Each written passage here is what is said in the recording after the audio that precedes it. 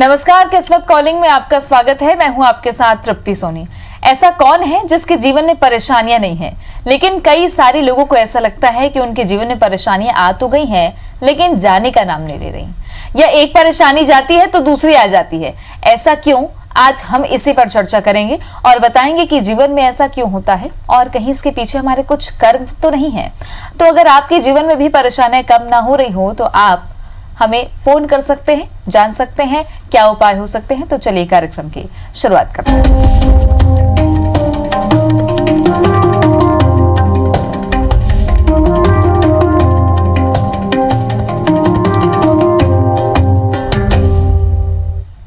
जीवन में परेशानियों से छुटकारा कैसे पाए, कैसे परेशानियां कम हुई, इसके बारे में हमें बात बताएंगे ज्योतिषाचार्य डॉक्टर दत्तात्रेय होसकरे जी। बहुत बहुत स्वागत है आपका पंडित जी। नमस्कार। परेशानी न सिर्फ शब्द, एक ऐसा डर घर कर जाता है लोगों के मन में कि खूब परेशानी आ रही है, जीवन में तो बहुत परेशानी है जी। कितना सहज रहना चाहिए परेशानियों के समय में, या फिर क्या कर सकते हैं कि हम परेशानियों से घबराएं ना, या संघर्ष कर लें या लड़ लें? जी जी, देखिए, जीवन में जहाँ एक और सुख है वहीं दूसरी ओर दुख की भी जो है कल्पना की गई है। निश्चित रूप से जब भी मनुष्य को ऐसा लगे कि उसके जीवन में बहुत सारी परेशानियां आ रही हैं, या चीज़ें ठीक नहीं जा रही हैं, या कोई काम अधूरा रह जा रहा है, किसी काम को करने की कोशिश कर रहे हैं और वो काम नहीं हो पा रहा है, जब भी ऐसी स्थिति लगे तो निश्चित रूप से देखना चाहिए कि वो जिस घर में रह रहा है, जिस चार दीवारी में वो रह रहा है, जिस कारपेट एरिया में वो रह रहा है, जिन चार दीवारों के मध्य में वो रह रहा है, वो सही है या नहीं, ये कैसे देखा जा सकता है, ये सबसे महत्वपूर्ण बात है। मैं एक छोटी सी बात बता रहा हूँ। यदि आप जिस घर में रह रहे हैं उस घर में यदि आप जो पूजा का आपका कक्ष है, जहाँ आप पूजा कर रहे हैं, यदि वो सीढ़ीदार है, यदि ऐसी जगह पे आप पूजा कर रहे हैं जहाँ पे रैक जैसी स्थिति है, रैक में बहुत सारे सामान रखे हैं और उसी के बीच में आपने भगवान को भी रख दिया है, उसी के बीच में आप भगवान का पूजन भी कर रहे हैं, या फिर ऐसी जगह पे कर रहे हैं जहाँ पे सीढ़ीदार है, वहाँ पे भगवान को आपने रख दिया है, वहाँ पे पूजा कर रहे हैं, ये जो है ये परेशानी का कारण बन जाता है। बहुत छोटी सी चीज़ और एक बता देता हूँ आपको कि यदि आप घर में पलंग पे सो रहे हैं और आपका सिर यदि पश्चिम की दिशा में है या उत्तर की दिशा में है तो निश्चित रूप से आपके लिए परेशानियों का कारण बन जाता है। तो विशेष रूप से इस बात को जरूर देखते हुए चलना चाहिए कि घर में, और भी मैं आपको बहुत सी बातें बताऊंगा, लेकिन जीवन में इन सब बातों का यदि आप ख्याल करते हुए आगे बढ़ेंगे तो जीवन में सकारात्मकता आएगी और जो भी कठिनाइयां आएंगी वो सभी दूर हो जाएंगी। और ये उपाय करने बेहद जरूरी भी हैं। और परेशानियों का जब जिक्र हुआ है तो दर्शक भी लगातार जुड़ रहे हैं किस्मत कॉलिंग में हमारे साथ। पायल जुड़ गई हैं रायपुर से। स्वागत है आपका पायल। सबसे पहले अपनी जन्म तिथि और जन्म का समय बताइए। 11 नवंबर 2006। ठीक। जन्म का समय? सुबह 5 बजे। क्या जानना चाहती हैं आप? मैं अपनी किस्मत के बारे में जानना चाहती हूँ। जी। और मेरे पापा के पैर में ना हमेशा दर्द होते रहता है। जी। देखिए बेटा, ये तो आपकी कुंडली है, 2006 की पुष्य नक्षत्र की कुंडली है, कर्क राशि है आपकी। और जहाँ तक किस्मत की बात है, यदि आप बहुत अच्छे से पढ़ोगी और यदि मैथ्स को अपना इम्प्रूव करोगी, यदि आपका गणित विषय जो है उसमें आप बहुत ज़्यादा ध्यान दोगी, उसको इम्प्रूव करोगी यदि, तो जीवन में सफलता के बहुत ज़्यादा चांसेस दिखते हैं। आपको उस दिशा में आगे बढ़ना चाहिए। थोड़ी सी आलस्य की शिकार हो आप, आलस्य को दूर भगाना चाहिए और निश्चित रूप से आपको ज़्यादा पढ़ाई की ओर ध्यान देना चाहिए। आप अभी जिस घर में रह रहे हो उस घर में आपको कोशिश ये करना चाहिए कि उत्तर की दिशा में बैठ के आप पढ़ाई करो। यदि ये आप करना प्रारंभ करोगे तो आपको लाभ होगा। आपने अपने पापा के बारे में भी पूछा है। जहाँ तक किसी की कुंडली में उसके फादर या पिताजी के स्थान की बात है तो आपके पिता के स्थान पे चंद्र स्वग्रही है। तो मैं निवेदन करूंगा कि यदि आपके पिता को किसी भी तरह का कोई कष्ट है तो उनको शिव जी की पूजा करना चाहिए। प्रत्येक शनिवार को दूध में काली तिल मिलाकर शिव जी को चढ़ाना चाहिए। यदि ये करना प्रारंभ करेंगे तो लाभ हो। एक और दर्शक जुड़ गई हैं रायगढ़ से। विमला, स्वागत है आपका। सबसे पहले अपनी जन्म तिथि और जन्म का समय बताइए।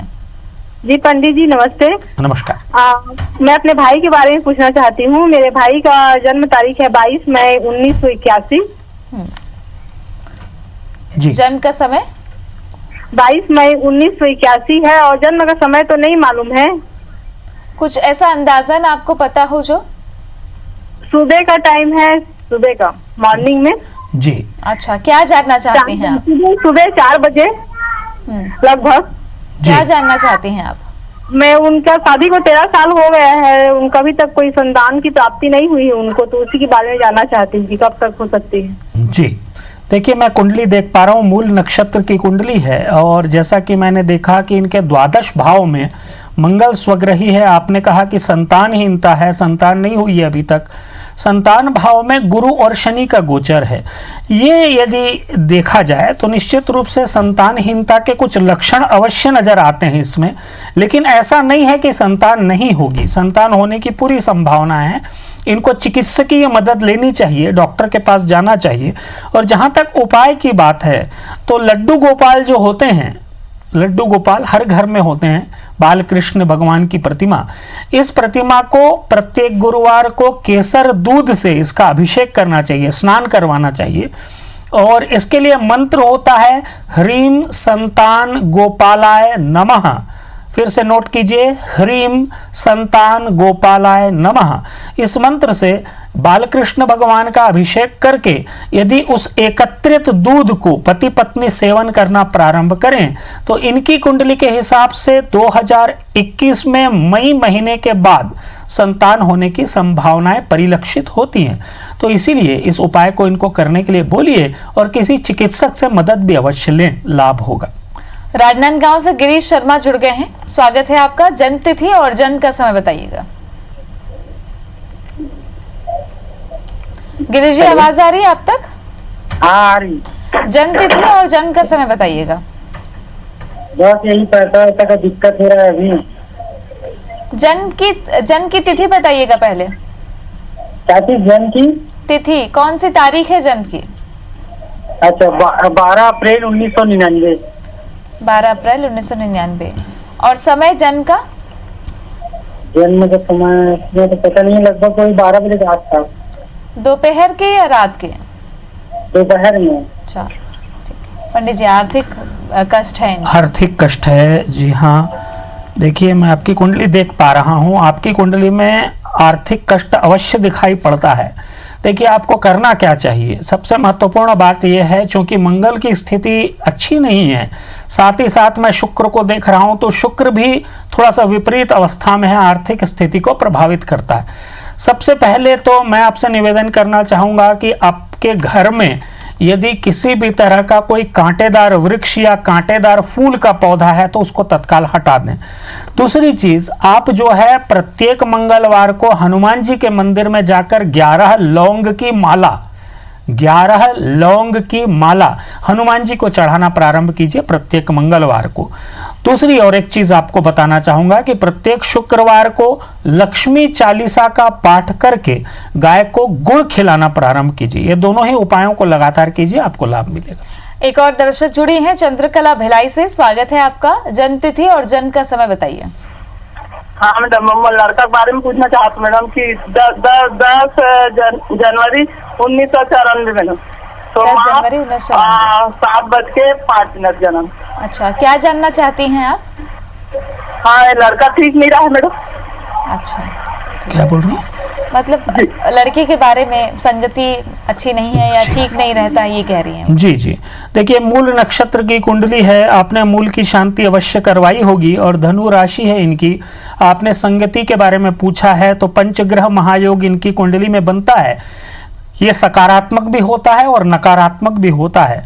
और जैसा कि मैं देख पा रहा हूँ इनकी कुंडली में जो नवम भाव का स्वामी सूर्य है वो मलिन हो गया है लग्न में जाकर, इसके कारण भी ये सब दिक्कतें आती हैं। जहाँ तक उपाय की बात है तो मेरा निवेदन आपसे ये रहेगा कि इनकी काल सर्प दोष की शांति करवा लीजिए आप। काल सर्प दोष की यदि आप शांति करवाएंगे तो इनको अवश्य लाभ मिलेगा। साथ ही साथ मेरा निवेदन आपसे ये रहेगा कि प्रत्येक शनिवार को शनिदेव के मंदिर में ले जाइए इनको और वहाँ ले जाकर शनिदेव को तिल्ली का तेल चढ़ाइए।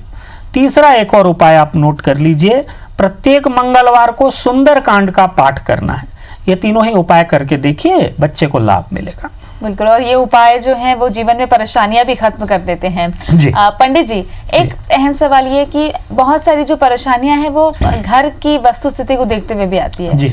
कई लोग जो है आजकल बिस्तर से भी बहुत इसका संबंध होता जी, है। जी। बेड जो होते हैं वो कबर्ड वाले यूज करने लगे जी। हैं लोग, जो कपड़ों के ऊपर सो रहे हैं। जी। तो ये कितना सही है? और अगर बहुत परेशानी है, मुश्किल है, लेना ही है कि हमें जगह नहीं है, तो क्या सही है इसके लिए? जी जी, देखिए बहुत अच्छा प्रश्न है। मैं आपको एक बात बताऊं कि यदि कबर्ड वाले बेड्स आप यूज कर रहे हैं, कबर्ड वाले यदि सोने की जगह को आप यूज कर रहे हैं, तो विशेष रूप से एक बात का ध्यान रखें कि उस कबर्ड में, मतलब जिसके ऊपर आप सो रहे हैं, उसके अंदर किसी भी तरह के चौड़े मुंह के पात्र न रखें। स्टील के, तांबे के, पीतल के, ये चौड़े मुंह वाले पात्र न रखें। चौड़े मुंह वाले पात्र यदि आप रखेंगे तो एक नेगेटिव मैग्नेटिक फील्ड डेवलप होता है, जिसके कारण आपके शरीर को नुकसान होता है, मन स्थिति को भी नुकसान होता है, घर की अशांति आ जाती है घर में।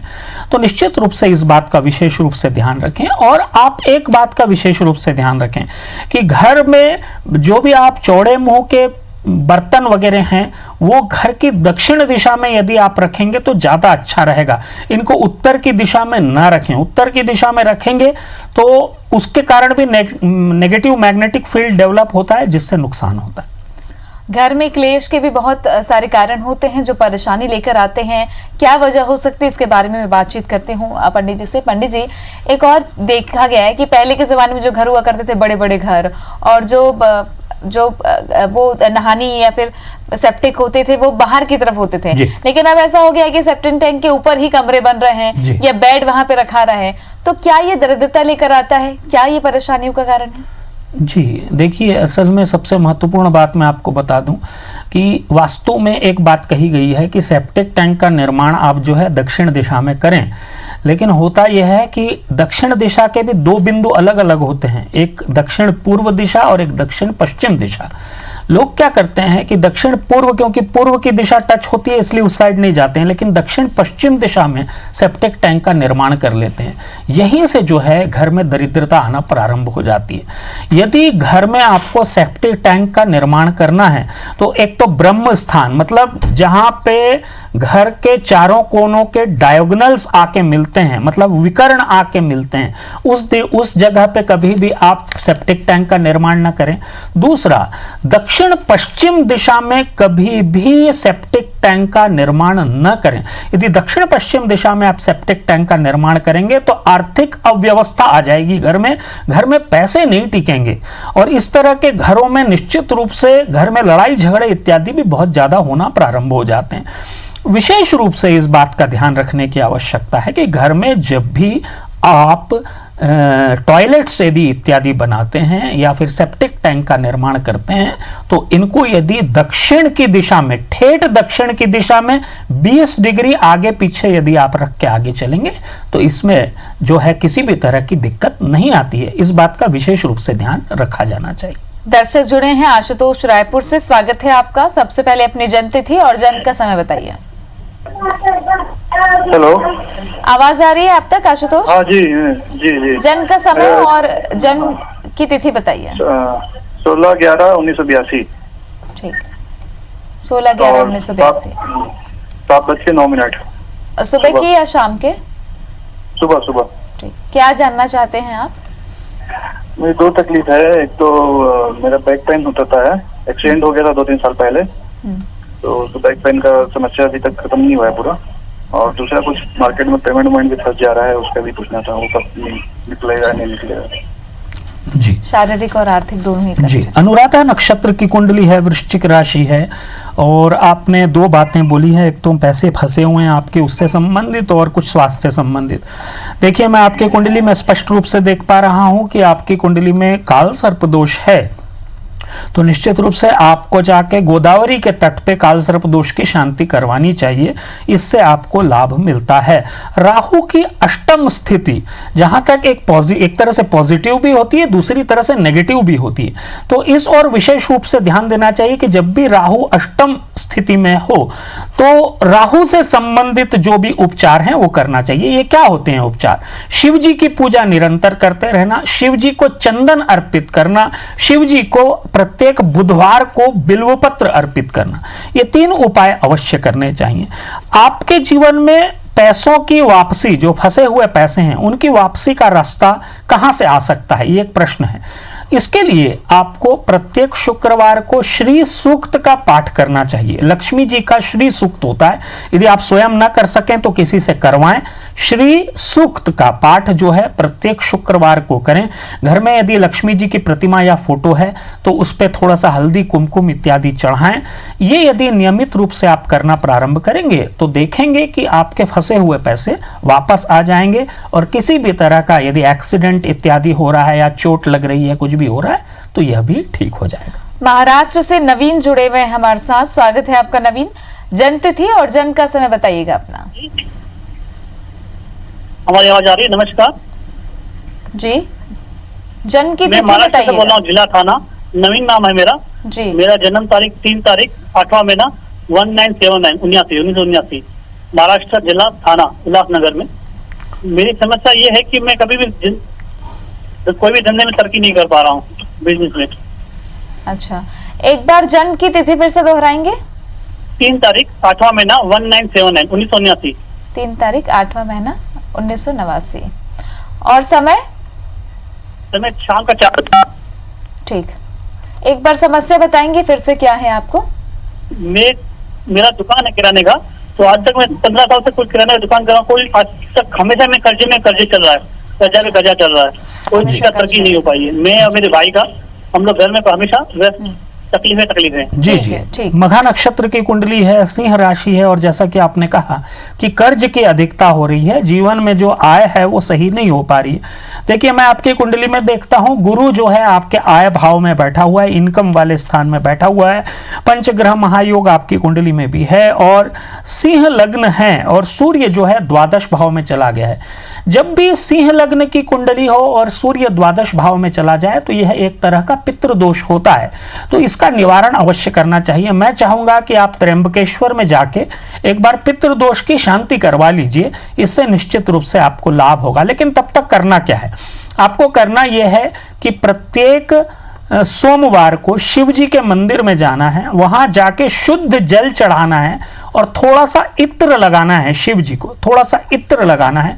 इत्र लगाने के बाद कपूर की आरती करना है। यह प्रत्येक सोमवार को करना प्रारंभ कीजिए। मेरा निवेदन और एक रहेगा कि आप जो है एक पुखराज रत्न को धारण कीजिए, लगभग 6 रत्ती का, तर्जनी उंगली में, गुरुवार के दिन गोल्ड या सिल्वर में यह धारण कर लीजिए और जो शिव जी की पूजा है उसको कीजिए। मुझे ऐसा लगता है कि लगभग 4 माह में आपको लाभ मिलेगा। दीपक जुड़ गए हैं भाटापारा से, स्वागत है आपका। सबसे पहले अपनी जन्म तिथि और जन्म का समय बताइए। जी मैम, 6 जुलाई 1992। 6 जुलाई 1992। जन्म का समय? 12:03 सुबह। ठीक, क्या जानना चाहते हैं आप? जी मैम, अभी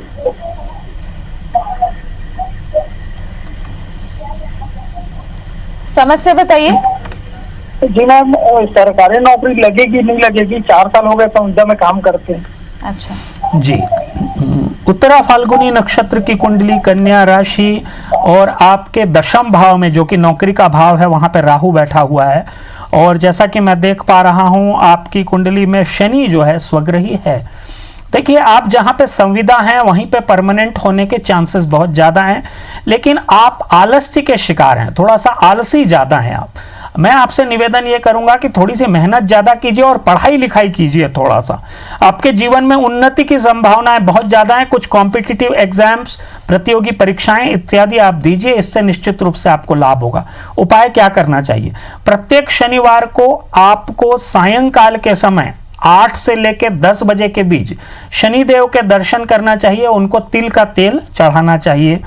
एक और उपाय नोट कीजिए, प्रत्येक गुरुवार को लक्ष्मी नारायण भगवान के मंदिर में जाकर पीले फल चढ़ाना प्रारंभ कीजिए। ये दोनों ही क्रियाएं करते हुए एक नीलम या नीली रत्न, नीली आता है, नीली रत्न जो है लगभग 6 से 8 रत्ती का, अपनी बीच वाली उंगली में सीधे हाथ में शनिवार के दिन धारण कर लीजिए चांदी से, इससे आपको लाभ मिलेगा। तो कुछ परेशानियां जो आपके जीवन में आती हैं वो आप इन उपायों से हल कर सकते हैं और तनाव ना लीजिए, तनाव लेने से परेशानियां और बढ़ती हैं। बहुत शुक्रिया आपका पंडित जी बातचीत के लिए, जानकारी के लिए। और इसी के साथ किस्मत कॉलिंग में आज के लिए बस इतना ही। अगले हफ्ते फिर एक नए विषय के साथ होगी मुलाकात। तब तक के लिए मुझे दे इजाजत। नमस्कार।